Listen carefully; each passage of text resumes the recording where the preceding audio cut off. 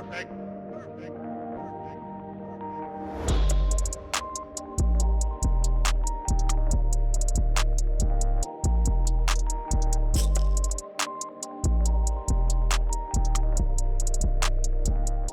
what up guys, I'm Sammy. And I'm Lucas. And welcome back to Patched. And today we're gonna be reviewing the ROCCAT Vulkan TKL, and we got the Pro version and the regular version. The Pro version is going for 160 bucks. And the regular is going for 130. Yes, so $30 price difference. We'll just go over the differences right now. So basically, the Pro comes with a braided cable. The regular one comes with just like a rubber wire. So it's not a huge difference. I mean, that's a little quality thing if you like that. Also, the regular version has silver edges, which is kind of cool. Yeah, like the bevel design. Yes, and then the Pro version has like a blacked out beveled or chamfered edge, which is actually kind of cool as well.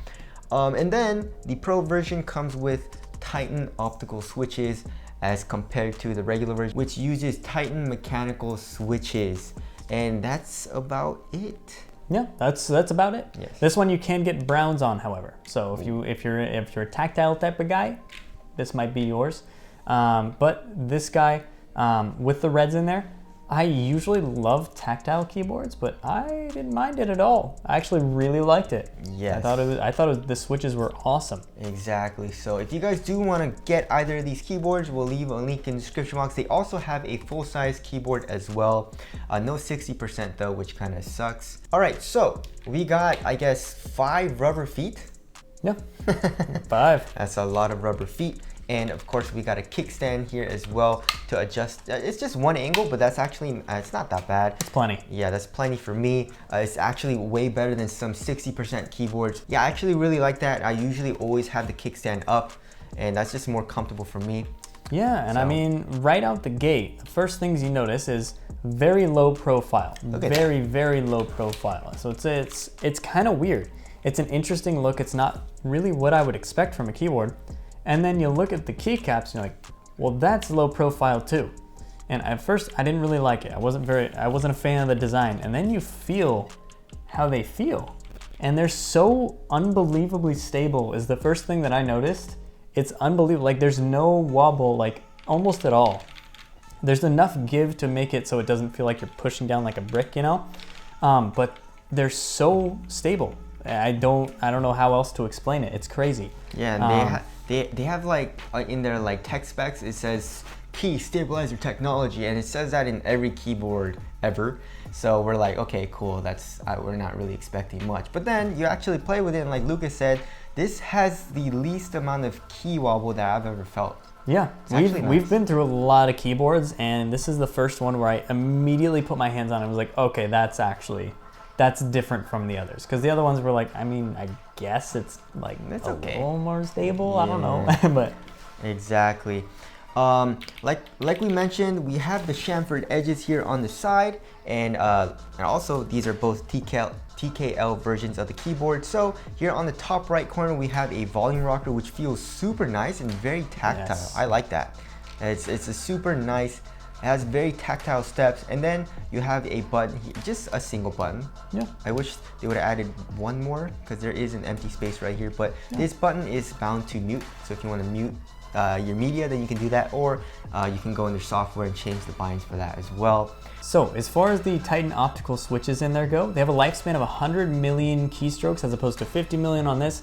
To be honest, I don't think you would go through either of these as far as that lifespan goes.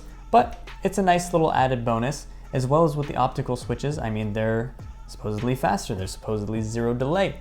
There's a lot of things that they say on their website, and optical switches, I mean, they are known to be faster, whether it's in mice or in keyboards. So it's a very cool thing, and the keyboard feels phenomenal. The switches just, they feel a little bit more, they feel like they take a little bit more actuation force than a Cherry Red. And the actuation point is 1.4 millimeters.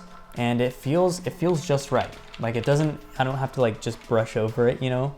I actually have to physically like push down the key, which is nice, but you don't really have to bottom it out, which is cool. So it feels really nice to type on, and shockingly took 0 getting used to for me. And I was coming from the Logitech G Pro keyboard, which had a fatter bezel on the top just to put their logo on it seemingly. And this feels so nice. It feels very, very nice comparatively. Yeah, I mean, to be honest, when we got the red switches, we were like, I don't know about linear, because for us, we like to feel like tactile switches, you know, but these feel so nice. I don't know what it is. It just, it has such a satisfying, like, it has such a satisfying feel to it when you type or game with it. It feels awesome. And the spacebar also is super stable. It feels great. And like we said, there's really no key wobble or anything. Also, these low profile keycaps, they look awesome in my opinion. And the RGB bleeds through like crazy. So one thing about the RGB is that it's way too bright for me. It's crazy bright. It's too bright. So it was at 100%. You know, when you get it, it's at 100%. And then I was like, I'm playing games. I'm like, yo, there's like, what's wrong with my eyes? And I look down and I'm like, yo, that's like way too bright.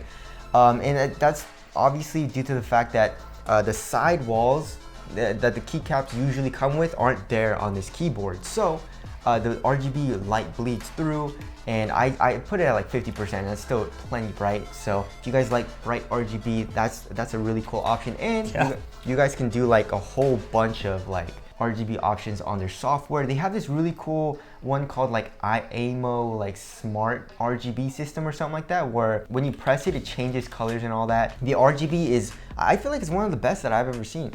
Yeah, this is one that's actually worth getting kind of for the RGB, to be honest. I mean, their software, it has a lot to offer. Has a lot to offer as far as rebinding things goes, as far as changing RGB, assigning macros, everything. It's very inclusive, and it reminds me of sort of what Corsair's software used to be. I mean, that's since gone downhill, but this software just reminds me of the good old days, you know? The keycaps have a smooth finish, but it feels nice and grippy. I really didn't have any problems with it like slipping or anything. I also love how thin it is and the concave shape, so it actually like hugs my fingers very, very well when I'm typing and also when I'm gaming. Also, another thing that I appreciate very much is they have like this little indent. You know, like when you're typing, you always find the F and J indents. Yeah. They have that indent on the W key, and I really, really like that because a lot of times I don't know where my hand is because I'm a noob. I kind of have to like look down and see where my hand is. But for this keyboard, I just see where the W key is, and that I find that indent, and it's right there. It's I feel like nice. That's like the finishing touch on making it like very definitively a gaming keyboard. Yes, like exactly. Very, yeah, like exactly. That's like the final touch, and they're like, mwah, chef's kiss. It's perfect.